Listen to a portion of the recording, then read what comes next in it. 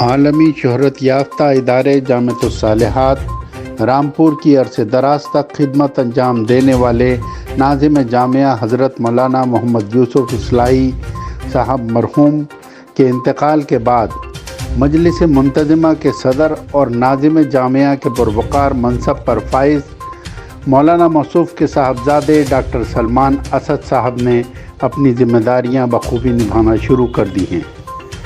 ان کی کاوشوں کا ہی یہ نتیجہ ہے کہ جامعۃ الصالحات کی مجلس منتظمہ کی لڑی میں ایک بیش قیمت موتی کا اضافہ ہوا ہے۔ وہ ہیں جناب احمد سید سعود صاحب، جو کہ عالمی شہرت یافتہ اسٹریٹجک مینجمنٹ کمپنی ماسک لائن کے بانی ہیں اور دنیا بھر کے بزنس ہاؤسز اور اداروں کے منتظمین کو تربیت دینے کے لیے پہچانے جاتے ہیں۔ جامعۃ الصالحات کی مجلس منتظمہ کے رکن کی حیثیت سے آپ کی تقرری باعث فخر ہے۔ جامعۃ الصالحات کے تمام تر اراکین، اساتذہ، طالبات اور مخلصین کے استفادے کے لیے جناب احمد سید سعید صاحب کے ساتھ بات چیت پیش نظر ہے۔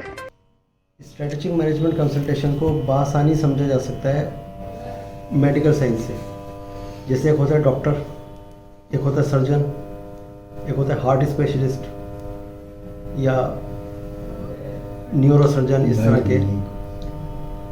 تو اسٹریٹجک مینجمنٹ بیسیکلی کیا ہے، کسی بھی ادارے کو، چاہے وہ بزنس ہے چاہے وہ سوشل ورک ہے، اس کے ہر پارٹ کو سمجھ کر یہ بتانا کہ اسے کرنا کیا چاہیے۔ کوئی ایک پارٹ نہیں، سارے پارٹس، اس میں کام کرنے والے سارے لوگ، اس میں جن کے لیے کام کرنے جا رہے ہیں وہ لوگ، ان کو کیا کیا ایڈوائز کری جائے، کس طرح سے اس کو بڑھایا جائے، کون کہاں پر زیادہ فٹ ہوتا ہے۔ ایک تو ہے کہ عہدہ کیا ہے، وہ ایک الگ بات ہے، وہ تو ذمہ داری دے دی گئی انسٹیٹیوشن نے۔ ایک ہے وہ کر کیا سکتا ہے۔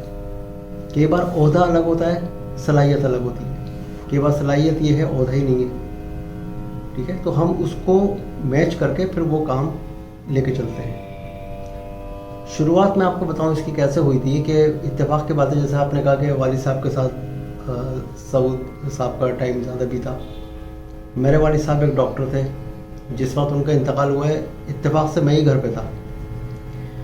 نیچے کلینک تھی، اوپر ان کا ہمارا مکان تھا۔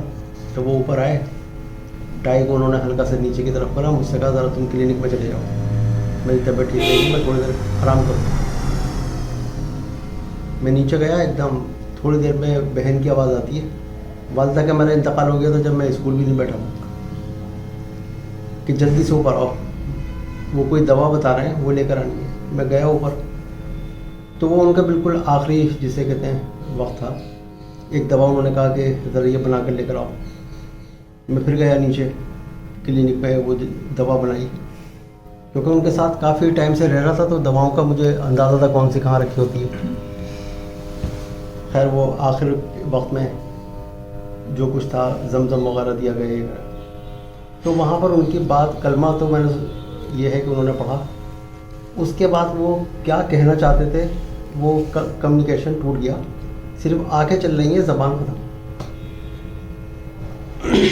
وہاں سے میرے دماغ میں ایک چیز بیٹھی کہ وہ ایسا کیا تھا جو وہ کہنا چاہتے تھے، میں نہیں سمجھا۔ اب یہ اللہ کرا رہا ہے، یہ میرے کوئی صلاحیت میری اپنی اس میں نہیں ہے، لیکن ایک سوچ اللہ نے ڈالی دماغ میں کہ ان چیزوں کو سمجھنا شروع کرو جو کہیں نہیں جاتی، یہ لوگ کہہ نہیں پاتے۔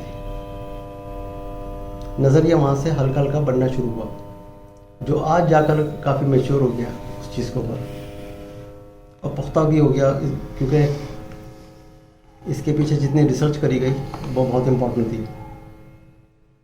تو ایک وہ صلاحیت کہ آدمی کچھ کہہ نہیں پا رہا کیونکہ اس کی صلاحیت نہیں رہی کہنے کی، یا اس میں صلاحیت نہیں ہے، یا اس کی کنڈیشن ایسی ہوگی، تو اسے کیسے سمجھنا ہے۔ ایک وہ جو بہت کچھ کہہ پا رہا ہے، تو پیچھے کیا سمجھنا ہے۔ کچھ لوگ بات کرنے میں بڑے اچھے ہوتے ہیں، پتہ ہی نہیں چلتا پیچھے کیا ہے، کیونکہ جو وہ دکھا رہے ہیں دوسرا ویسے سمجھنے لگتا ہے۔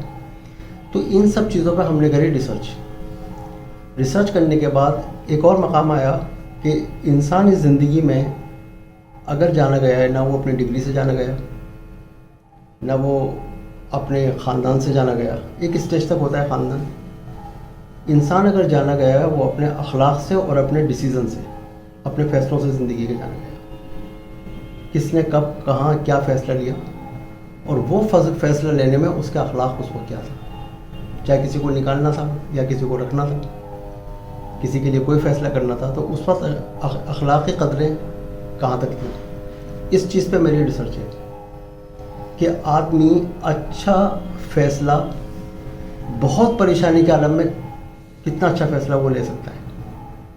اس کے اوپر ہم نے کام کرنا شروع کیا. اب یہ کام کرنا ایک ایسا ہے کہ جس سے آدمی اپنا کریئر خود چن سکتا ہے. یہ نہیں کہ اگر آپ نے انجینئرنگ کر لی تو اب آپ کو انجینئر ہی بننا ہے. آپ کچھ اور بھی بن سکتے ہو, بچہ کچھ اور بھی بن سکتا ہے. آپ کا بچہ کیا کیا بن سکتا ہے یا میرا بچہ کیا کیا بن سکتا ہے, یہ ساری چیزیں اس پر آتی ہیں.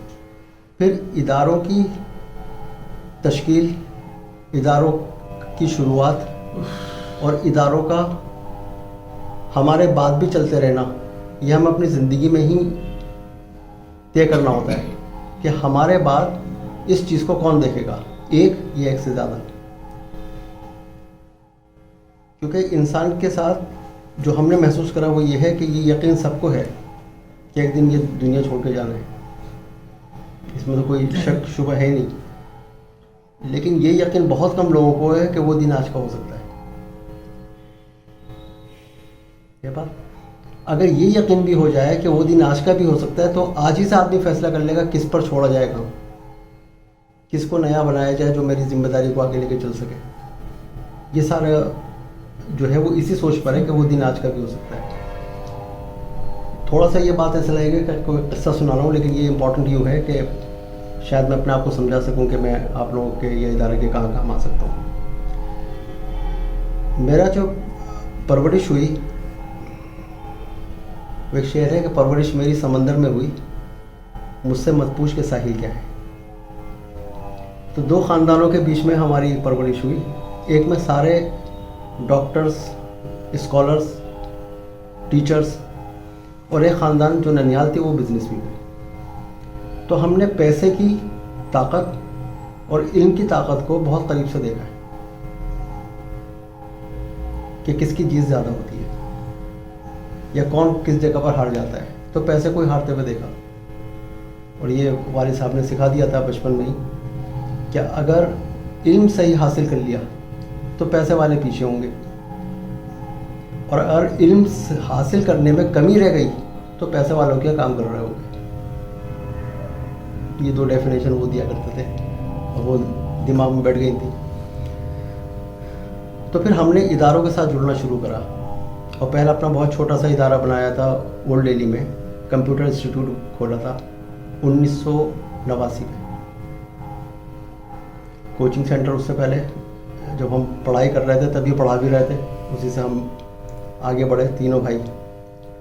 اور 15 سال زندگی کے ایسے بیتے کہ جس میں رشتہ دار ہمیں شادیوں میں بھی نہیں بلاتے تھے, کیونکہ ہم پیون لگے کپڑے پہن کے ہمیں کوئی شرم نہیں آتی تھی کہ ہم اسٹیج پہ کھڑے ہو کے اسپیچ دے رہے ہیں اور پینٹ میں 2 یا 3 پیون لگے ہوئے. تو وہ یوں نہیں بلاتے تھے کہ بھائی بے عزتی فیل نہ ہو کس لیول پہ. خیر وہ سب زندگی کے ایک عجیب سا پڑاؤ تھا, لیکن بہت امپورٹنٹ تھا, جس سے بہت کچھ سیکھنے کو ملا. تو ہماری کوشش یہ رہی کہ ہم بچوں کو, اسٹوڈنٹس کو, ٹیچرس کو وہ چیز سکھائیں جو علم سیکھنے کے باوجود وہ نہیں سیکھ پائے,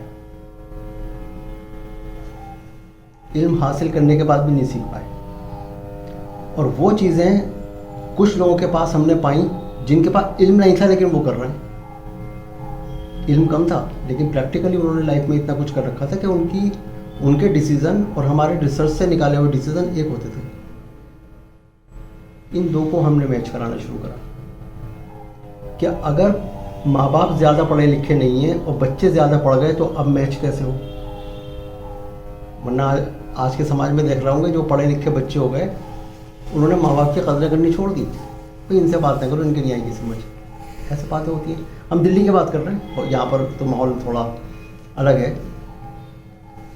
اس کو ہم نے میچ کرنا شروع کرا اور کرتے کرتے کہاں کہاں کون کون کیا کیا کر سکتا ہے اس طرح آرگنائزیشن کو ڈیولپ کرنا شروع کرا. اور بہت بڑی ذمہ داری ہو جاتی ہے ہم سبھی کی, جو جسے کہتے ہیں کہ زندگی کے ہم لوگ اس پڑاؤ میں جی رہے ہیں جسے بونس کہا جاتا ہے.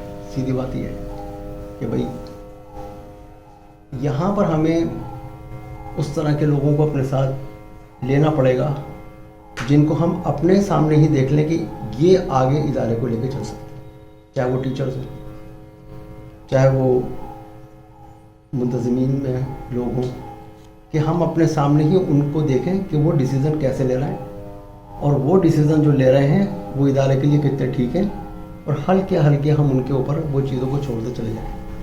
یہ بات میں کیوں کہہ رہا ہوں کہ جب والد صاحب کا انتقال ہوا وہ ڈاکٹر تھے، تو اس رات میں یہ سوچ رہا ہوں کہ اگلے دن کلینک میں بیٹھے گا کون؟ وہ تو گئے۔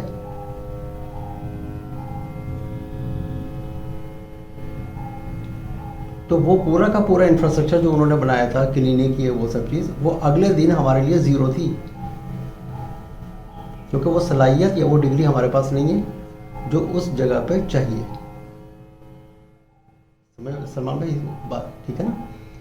تو اسی طرح ادارے میں جیسے یوسف اصلاحی صاحب تھے، وہ اپنے آپ میں ادارہ تھے۔